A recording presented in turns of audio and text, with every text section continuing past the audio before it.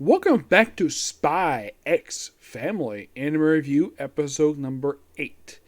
This I'm reviewing just the 15th episode of the series, A New Family Member. Yes, that is the name of the episode.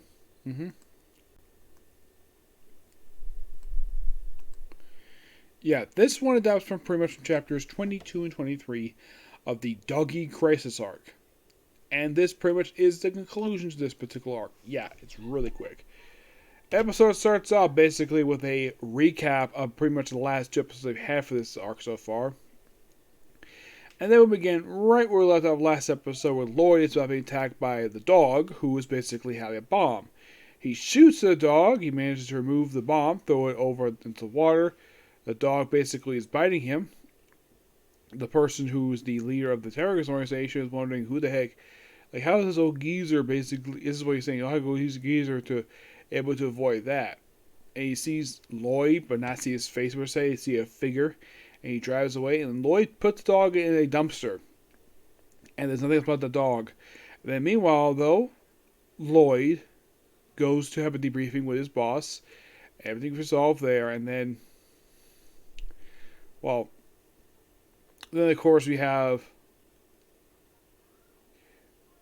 Yor, she runs the terrorist and basically kicks his car until he causes an accident, calls the police, and she just goes away. And then of course the other three meet with each other.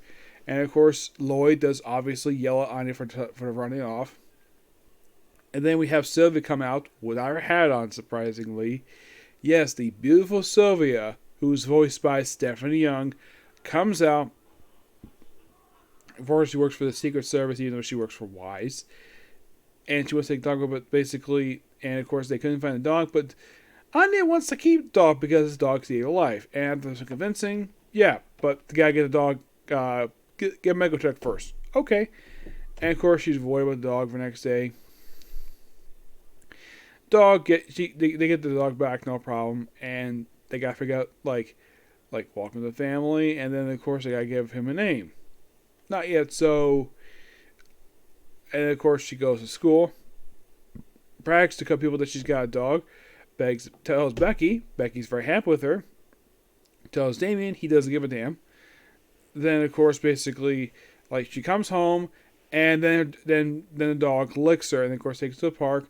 And they basically play in the park. She's having a lot of good time, and her gloves get lost. Bond, and the dog finds it. I mean, basically, she names the dog Bond after Bondsman. And she gives him a bow tie, like Bond, James Bond. Though she ends up scaring like an old lady who sees that, well, not exactly an old lady, basically an old lady's dog, where basically Bond intimidates his dog to give back Anya's gloves, and he just taps the dog. Doesn't hit the dog, doesn't bite him, just taps him, knocks him over. And then they have this moment which is completely unoriginal, where the owner is basically like, just, well, treating like any person, basically treating their dog who's in very bad shape. So they go home, and of course she reveals, because she sees that Bond has got black paws, so gloves like Bondsman, so call him Bond. First mission, eat dog food, and then bathroom. Then they watch Spy Wars. This back Lloyd telling her to. Oh, by the way, they make a couple minor visual changes here before I continue. When she comes home before, when she tells Lloyd that maybe she get a star for now, we get a secret. Now in the manga, you see a different camera angle. Basically, you see from kind of like the mirror per se, where you see Lloyd where he's like shaving. You see Anya step outside the door. In the anime, it's a completely different camera angle. Yep. Which I had to mention that. So, then basically the episode ends with Anya falling asleep on Bond. Of course, you are seeing this, and of course, well, that's pretty much it. It's a pretty interesting episode. It's a good conclusion to the Dog Crisis arc. Next arc is simply midterms. Yeah, the midterm examination arc. And this arc basically, well, starts adapting short stories. Yeah, this is part of the midterm exams arc.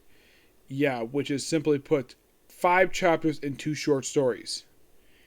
Yep, that's pretty much basically what this one covers. Yeah, it is slightly shorter than. It's basically about the same length as the previous arc, Dog Crisis. Excuse me. So that was 6 chapters for this one, which was like. Next one, which is basically like 5, which is really short. Basically, you can think of it as like the whole. I think like the whole arc was collected in one volume. Yeah, just I believe just volume 5. Yeah, pretty much the whole thing, except for the short stories they have for now.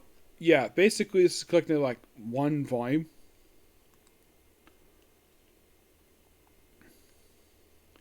which is basically volume 5. But as for the 2 short stories, Short Mission 2, that's actually in volume 4. Yes, that's where that one is. And Short Mission 5, that's actually in volume 6. And chapter 44, which is the chapter, that's from the Grand Cruise Adventure arc. I mean, that'd be interesting when they finally get to that one. Yep, that's pretty much it for this particular review. Stay tuned for my next review, which is going to be Boruto. Yep. And that'll be pretty much it for tonight. And, well, there's that. Okay, next video. Bye.